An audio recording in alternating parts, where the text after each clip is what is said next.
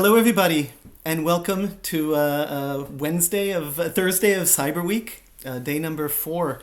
Um, on behalf of the organizing committee, Colin Rule, Ethan Catch, Leah Wing, Dan Rainey, and myself, we're very, very happy to have seen how the conference is going so far. We're very happy to have you all in here with us, and very, very happy to have as a Cyberweek guest and speaker today Orly Lobel, Professor Orly Lobel from the University of San Diego. And I'll tell you something about her bio. And Orly, you are, of course, very welcome to add on any other pertinent details. But I'll just say sort of the basics. Orly, you are a professor of law at the University of San Diego School of Law. You specialize in labor and employment law. You direct a center on employment and labor law policy at the law school. You've written 3 books. One of them on which we're going to talk today, the Equality Machine, but also other books. One book on talent and how to preserve it or let it flow creatively across companies, and another about the dark side of Barbie. And I'll just leave it tantalizingly like that, and let people look it up. And in general, there is Orly's a bio, of course, appears in the conference agenda, and we do have Google. And so I'll just say that I heard. I first missed hearing Orly speak at the ABA's dispute resolution conference. I got held up. I arrived 10 minutes after it started. It was already standing room only, and I didn't want to be that guy who barged in and disrupted the talk. But after your keynote at the ABA, Orly, we had some time together, and speaking for about 5 minutes, I went off to try and buy your book because I realized I had to read it, and of course I couldn't buy it because by then it was sold out. And so I bought it on Kindle in order to read it on the way home. And as I was reading it on the flight home, I said, I would really love for you to come and introduce your ideas to the ODR crowd, both the National Center for Technology and Dispute Resolution, and more broadly here at Cyberweek, which includes those fellows and includes anybody interested, simply because your broad theme of using technology or guiding technology towards its use for social good is the broad context in which I think many of us working on online dispute resolution work. We are trying to use technology for social good, but I would love to put it within that broader context, to hear about the work that you've done, to hear about your book and beyond your book. So having said all that, I'm just going to leave it to you. How about if we start off with you introducing sort of the gist or what we need to get started about the ideas in the book, and we'll take it from there. Yeah, absolutely. So thank you, Noam, for that kind introduction. I really enjoyed meeting you at that ABA conference, and I just love hanging out with people who do ADR and ODR. So I was happy when Noam invited me to spend some time with you. I have literally been on a world tour now with the Equality Machine, so I'm happy to talk about the ideas, the broader ideas, and the topics that it covers. It's a really ambitious work because it goes from looking at how AI and digital technology is changing the workplace and employment, all the way to how it's disrupting our ideas about family and intimacy and love and dating. There's 2 chapters that are all about like algorithms of desire and how our love preferences are shaped by algorithms and platforms. And in between, there's everything and that has to do with health and well-being and safety and gender relations in the market, consumer preferences and behaviors. And just to put that in context, and I'll tell you in a minute some of the arguments that I have developed in the book and subsequently in my research, my scholarly research that I'm right now publishing. To put that in context of my broader work as a researcher and an advisor to both public and private institutions, I am a law professor, as Noam said, but I'm also, or kind of as my hat of a law professor as a researcher, I'm a behavioral researcher, meaning that I really care about how people make decisions and how we can translate some of the insights that behavioral economists, social psychologists, people from all across disciplines, from sociology to economics to business schools, industrial relations, the insights about how we interact, how we make decisions, how we perceive realities, sometimes rationally, sometimes less rationally, how that can be translated into policy. And in particular, as Noam said, I study the job market, the labor market, but I also have defined my kind of focus in innovation policy, which is related to the job market and employment, but also has to do with intellectual property and competition and contract law more generally. So that's where like there is actually a connection between the talent book, Talent Wants to Be Free, my first book, which is Yale University Press, and the Barbie book that's called You Don't Own Me. It's very much related to the same issues of who owns innovation, who decides how to fuel creativity, ingenuity, inventiveness in markets, and how does that happen? Who owns it subsequently? Individuals versus dominating companies. So I tell kind of the single story of the invention of Barbie and then the invention of Bratz, but in relation to this kind of cutthroat market that exists in every industry, with dominating companies and new entry, and how the David and Goliath interact. And then the Equality Machine, my newest book, and now I'll tell you a little bit about the principles, really comes in that moment where I, as somebody who cares about making rational decisions for the public good, so not just like using behavioral economics and rationality studies to aid businesses in consumption and manipulating consumers, but rather to use this in public policy to help people, and especially people from more vulnerable communities or demographics, to aid their own purposes of well-being and inclusion.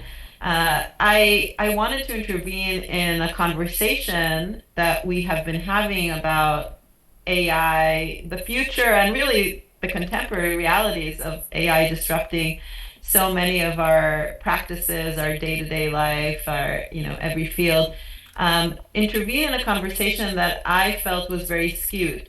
So I'm sure all of us that are tuning in, and everybody who's been just either kind of more from a lay perspective, consuming media reports, journalism about AI, and even people who are more in the frontiers of thinking, like policymakers, like the Federal Trade Commission, which I've been engaged with, and here I just testified in Sacramento about AI policy for the California legislature. I was seeing a conversation that was very skewed, in that there has been a lot of fear, and a lot of focus on AI risks, AI harms, AI wrongs, technology fails, technology bias and exclusion.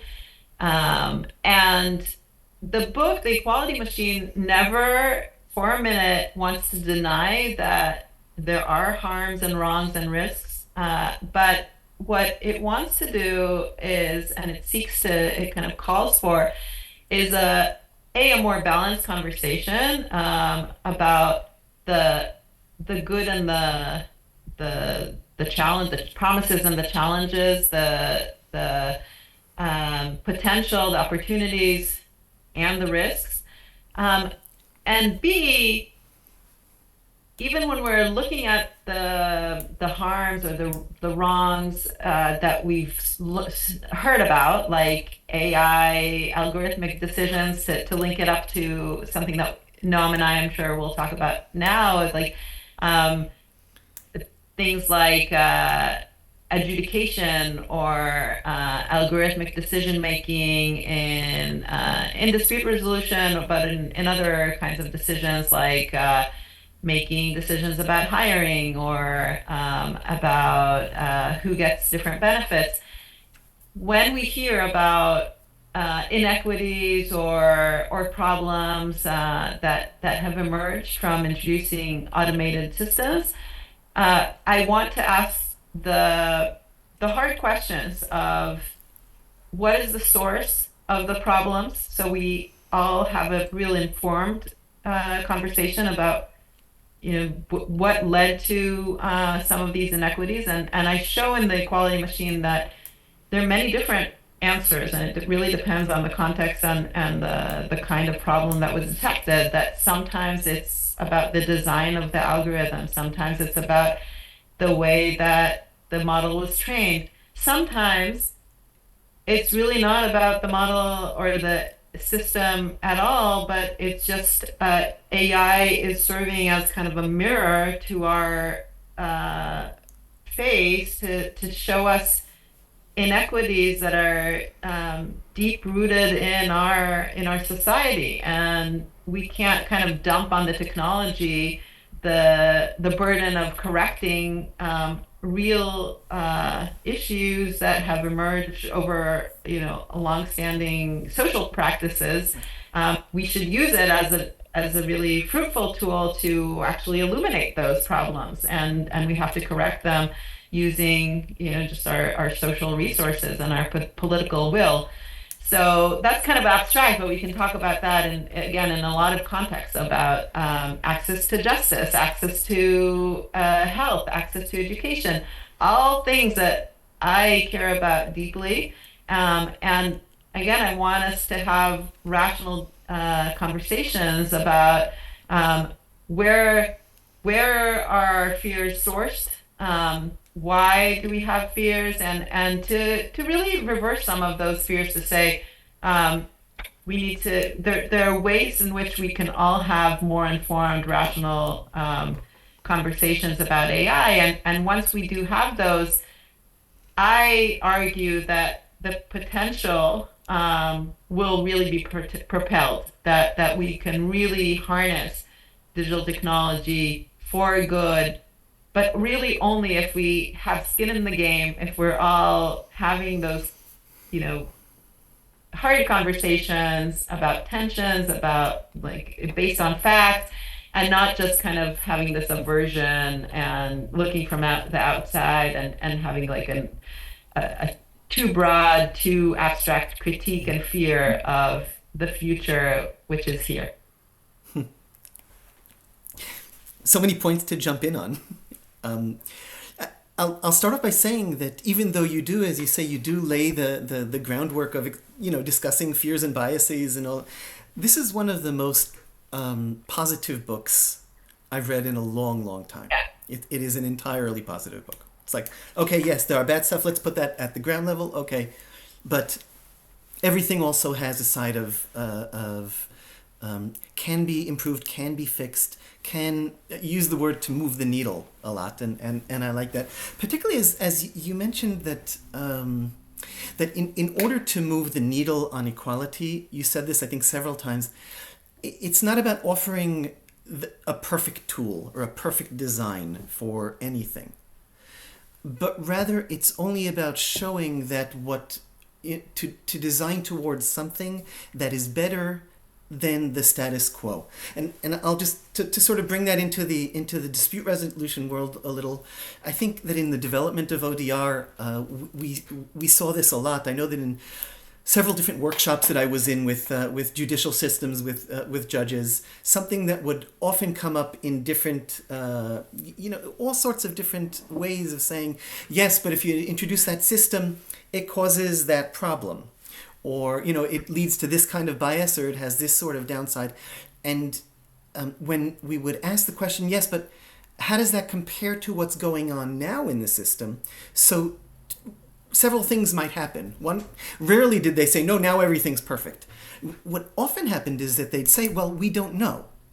We don't know because up until now, we hadn't thought that to measure those sorts of things. We didn't know that you could measure those sorts of things. Our systems weren't geared towards measuring those kinds of things. We didn't have the data to measure those kinds of things. So we never illuminated them. We never looked at that. So we don't know of, rates of judicial bias in all sorts of ways and race of a gender-based bias in all sorts of ways. We simply don't know because we haven't had the data, and we just assumed that everything was working well. Now that everything is data-based, and we start looking into those things, the questions of how to do it best are often used in order to puncture the balloon. And you say, wait, that doesn't mean that you throw everything out. Compare that to your system nowadays. I could turn that into a question, but I'll just let you go with it. No, this is perfect because one of the things that I do is lay out different ways in which we have these fallacies, these cognitive fallacies on how we speak about a shift to digital systems or AI or automated decision making. And the really first principle that I propose and I insist on is having that comparative question all the time in mind, that we cannot demand perfection from technology when we obviously don't have it in our status quo. And I show that this is actually a bias, a behavioral bias that is quite pervasive, that we all have it, that even without just the context of technology, we all have this status quo bias. That's actually well documented. Since Nobel laureates Daniel Kahneman and Amos Tversky and others documented things like endowment effect, that whatever we already have, we're kind of attached to, and we feel the pain of losses from shifting to something new more than we feel the joy of gains when we shift to something new. And there's a lot of experimental studies on this, and so that's kind of a general thing that we always have to be careful about, to not be too attached to what we already know.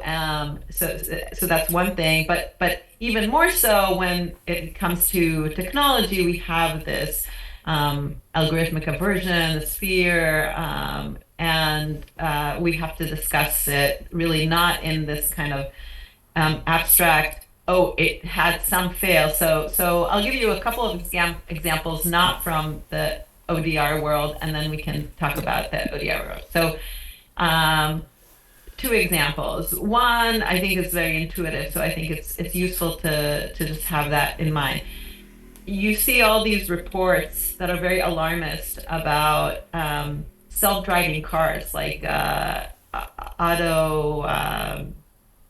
automated systems in vehicles, transportation, where a Tesla that's fully automated, or a Waymo, or an Uber that's driverless, got into an accident, and the journalist picks it up and says, like, it crashed into something, so we definitely have to stop this, like regulate a ban. And these are actual things that have been happening, these bans in different places. So just in California, we just had Governor Newsom veto a bill that was passed in the California legislature that would have banned all self-driving trucks for now.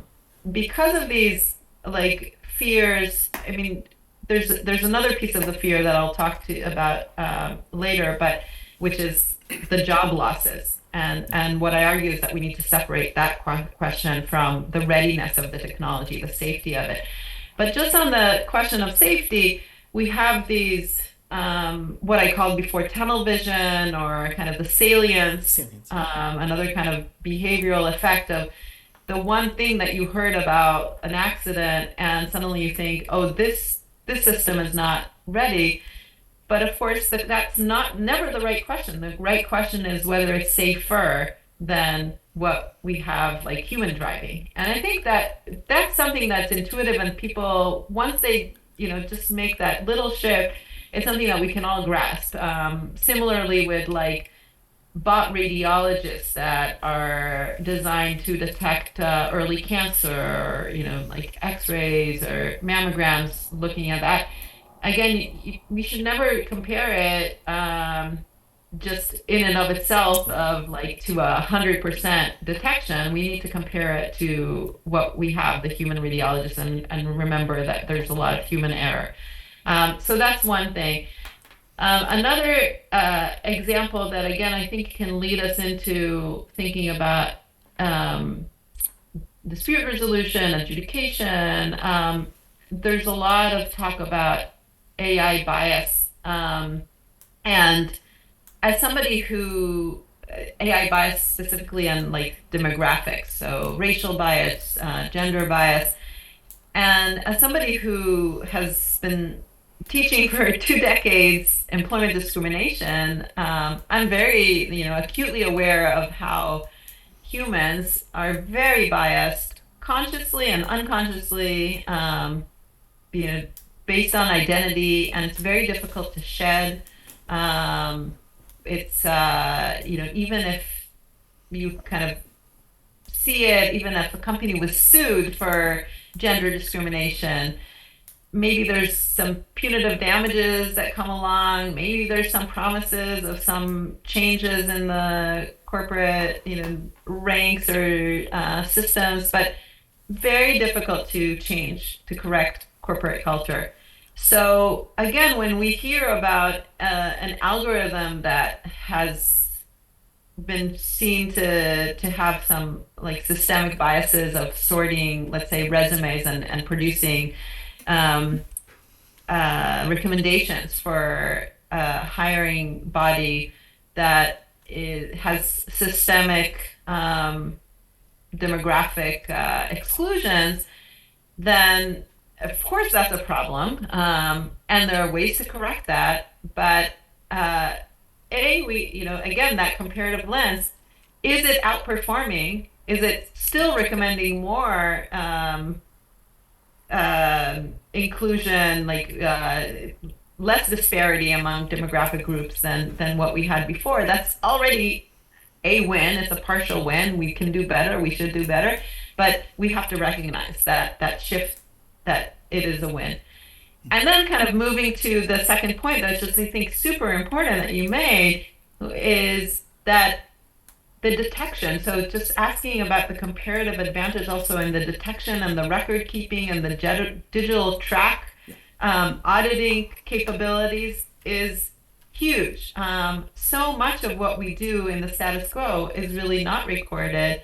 It's very difficult to even know ourselves. I mean, again, just going back to this kind of well and documented problem of unconscious biases. How do you even know how somebody made a decision, whether race or gender or religion was a motivating factor in a human decision-making process? We really can't detect that. It's, as if any of you have ever done dispute resolution in that context, it's so difficult to prove motivation, and to really just prove things that are all about kind of the human psyche. Whereas when we have a digital record of like Yeah. here's what we're tracking, we can do 24/7 auditing of like this is how it's spitting out different recommendations, and if we tweak it and we Right. you know we enlarge the pool of candidates to be more representative. We tell it to constantly audit for equities across different demographics. You have that potential to know whether we're improving, whether the trajectory is one of getting better. So that like keeping insisting both on the in and of itself comparative question of what is the performance right now, and then also insisting on asking the comparative question of what are we counting, what are we studying so that we can improve. Both of those are very important. And also, it strikes me that the speed of correcting issues once they're discovered is much quicker when you're using AI than when you're confronting humans with their own biases. I mean, maybe we've had these conversations how people are so self-defensive, or they're accepting of it but not really, and even if they do discover an implicit bias, what can you do to fix that? I mean, you can undergo training, you can undergo therapy, you can undergo all sorts of things. To what extent does that really improve what is going on, whether in the organization or in the individual, is still sort of I think the jury is still out on it, to bring this back to judicial systems. And judges are often the first to say that no, that they're very experienced in being impartial and being unbiased, and that is all of their training. But on the other hand, when you're dealing with an AI, like programmers tweak the algorithm, and maybe within a week you have a new version of it that's improved.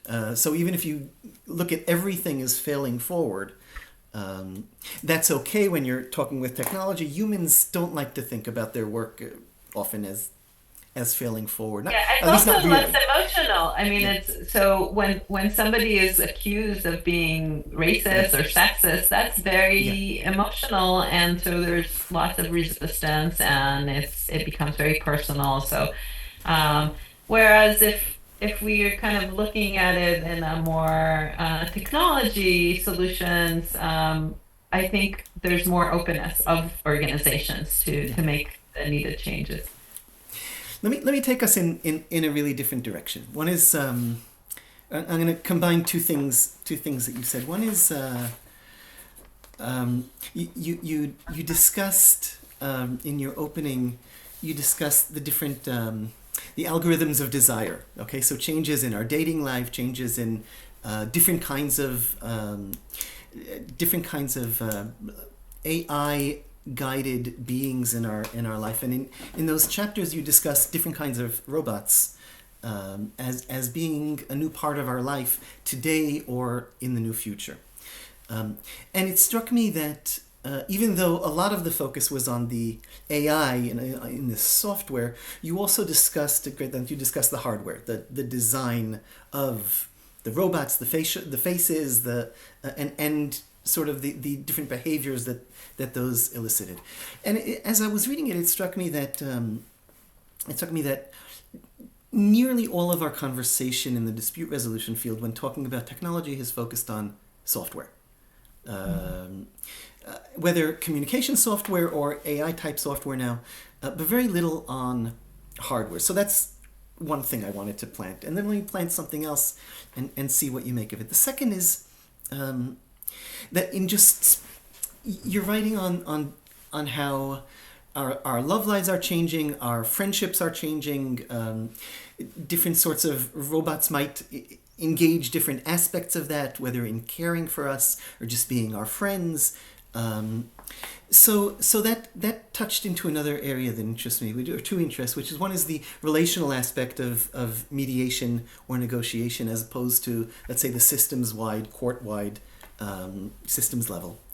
And the second thing is how humans change over time as we're immersed in this technological world. I think that if you ask my grandfather what does he think about having a robot for a friend, he might say, I never thought about that. And here we are today. I'm reminded of a scene you quote everyone in your book, so I'll quote a scene in Futurama where Fry tells Bender the robot, "You're my only friend here in the future," and Bender says, "You'd want a robot for a friend?" And Bender says, and Fry says, "Yes, ever since I was 6 years old."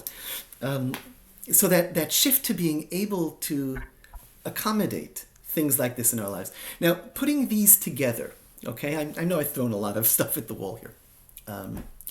I think one direction this would go is the direction of, can you foresee or discuss any aspects of hardware for dispute resolution? And a second way in which you could take this is, can you see new forms of conflict developing in these new relational milieus? I don't even know how to put it. In the new whether it could be relationships between two AIs, it could be relationship between a human and a robot, an AI.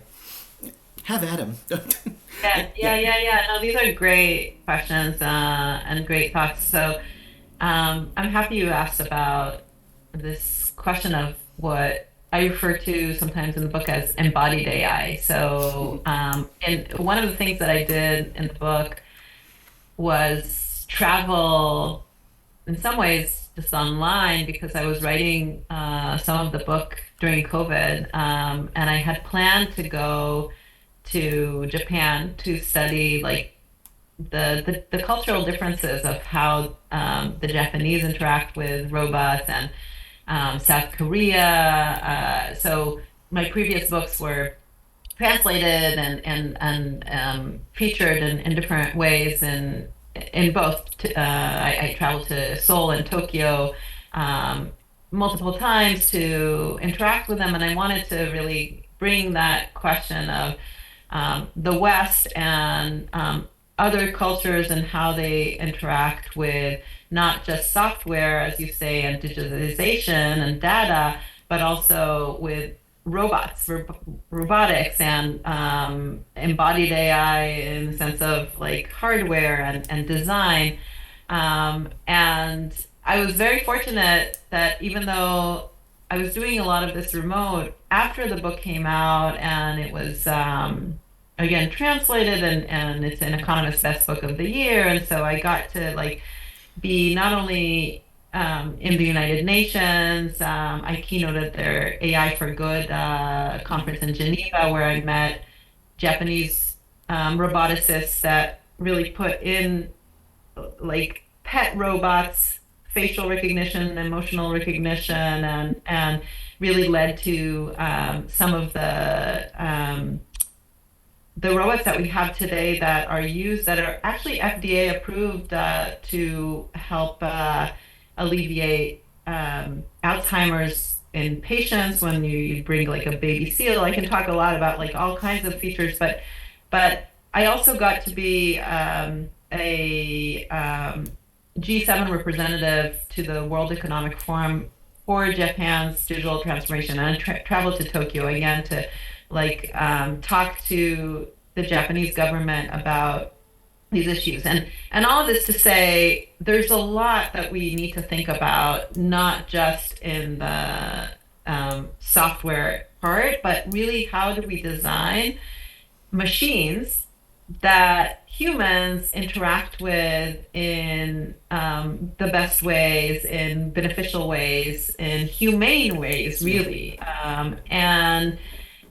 So I do talk about like the sex robots and the like love bots that are now like there's a whole market of and of course Hollywood features this a lot, but there's a lot of other applications and questions that we need to think about as democratic societies, and as professionals who are leading in all kinds of ways, things like dispute resolution and access to justice, on what are we trying to achieve and how do people interact with different systems. So one example from the judicial system is this question of whether what we care about in dispute resolution is the kind of utilitarian, consequentialist, getting the answer right or Yeah. getting the factual dispute right and the result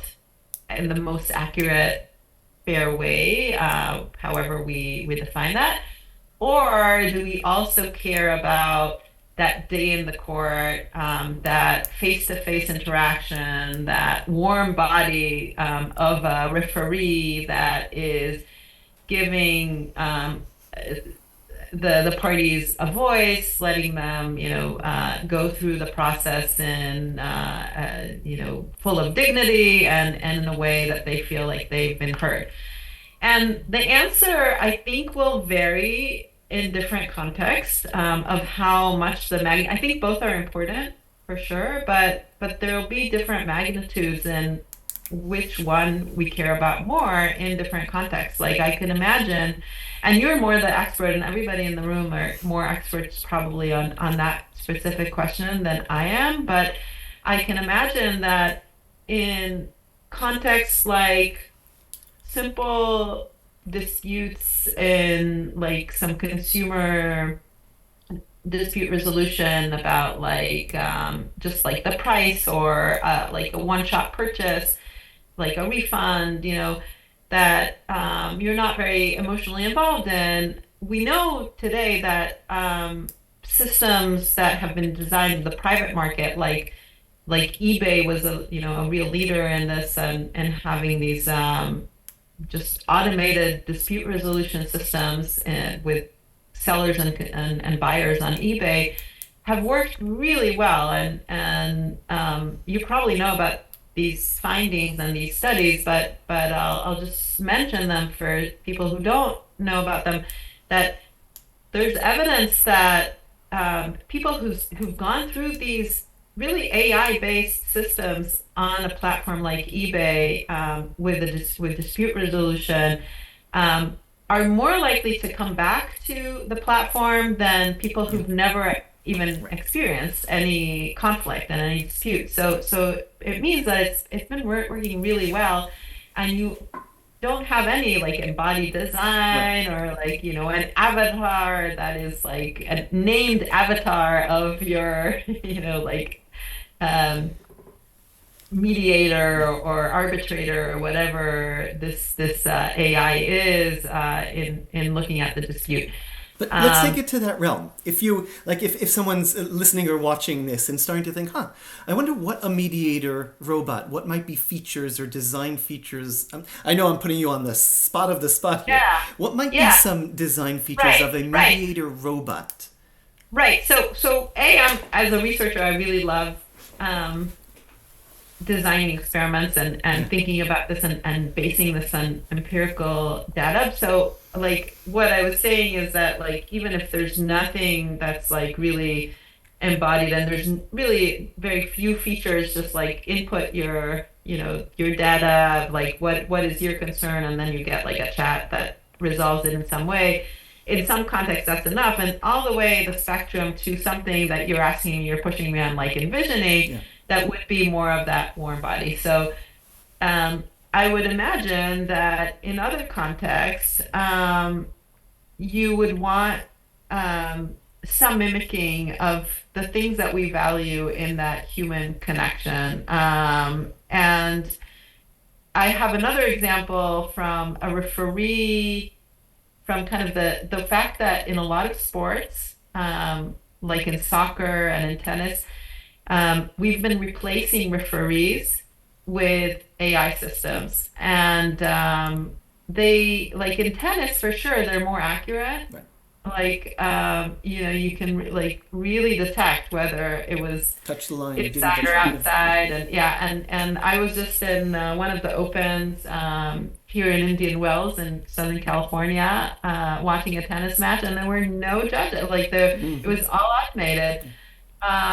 And I think there is something lost there. So what I would imagine is that we can have those features to create that accuracy, but then still have somebody who's sitting there and being more of a commentator, a translator, a mediator in the sense of Yeah. like mediating between not in the resolution, but Right. mediating between the AI findings and the The public. humans. Yeah. Yeah. Yeah, kind of an intermediary in that sense. Um, in other contexts, I don't know. I mean, no, I want to hear your thoughts too, but like, um, it might be one of the things that you allude to when you talked about your grandfather versus, others that there are set expectations with what we're familiar with, but that can change over Right. time, and we're in a transitional time, and it can be. I mentioned that I do a lot of work in the equality machine on showing that a lot of it is culturally based, but it's also generationally based, and that it can change. But I'll give just one more example of there's been a lot of unrest and discontent and critique of systems across the country that in the United States that have introduced in the court system um, algorithmic sentencing Yeah. software. So Compass is the leading one, and it's been alleged to have racial bias and different problems. And again, that there's been newer studies that show that it's actually outperforming on those measures. But it still might be that from the perspective of whoever is a defendant in a criminal proceeding, there's something very difficult of like getting a decision that's made by a non-human. We've been very kind of um, um, readily kind of or very socialized to think that whoever needs to make a decision about us needs to be a human judge. So we need to have these conversations of what it is we are willing to give up, at what cost, whether there is a tension between that deontological feeling of like this is the right process that Yeah. I'm accustomed to, or I have expectations, I have a right to, like a jury trial, or Yeah. I think in the ADR context, we've been having those conversations for a long time of like that shift from public judges, public Right. systems with juries to like a smaller, like maybe closed, maybe, I've been critical of a lot of it from a kind of a public perspective of like those pre-dispute arbitration agreements that are required in so many contexts. So now we need to have those conversations of what are we giving up and what are we gaining, Right. and those costs and benefits analysis. I have so many follow-ups, but I know we only have a few more minutes, and I'd like to invite if anybody from the audience would like to weigh in with a comment or a question. David. Just a thought about another dimension of a person who really understands AI very imperfectly. The notion that one way of thinking about it is the increasing autonomy of an AI player. The notion that AI gets to be better and better, better than the rest of us players, gets to be moving closer to perfection in terms of whatever we think of as the imperfections of the rest of us. The notion that it becomes more autonomous. We certainly see it in weaponry and in defense talk about the autonomous decisions. How does that, what kinds of responses, this is stretching the concept of conflict as we normally think about it, but nonetheless, the idea of the player that we're, whether you call them a neutral or a participant, becoming more autonomous, losing our ability to influence, losing our ability to control, not just because they're smarter, but because we set it up so they become autonomous. Does that have a role in the kind of thinking you're doing?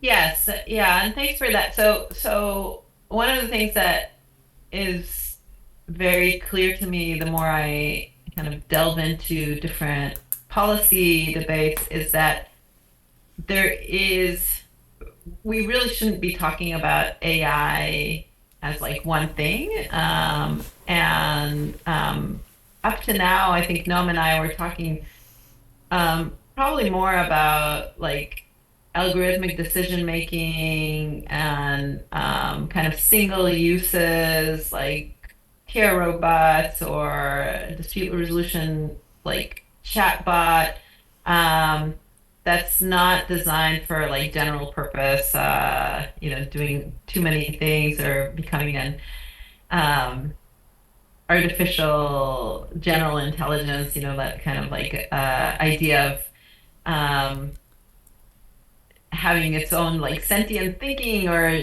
this fear that we will lose control over something that is so autonomous that um, we don't know what's next in a sense. So I think those are like separate frontiers that definitely we need to think about and um, not let that like fear that again is a fear that's not here. It's like about something unknown, where it becomes like so autonomous that we lose control. Not let that overshadow the tools that we have right now, because those are not the tools that we should be fearful of. So that's one point.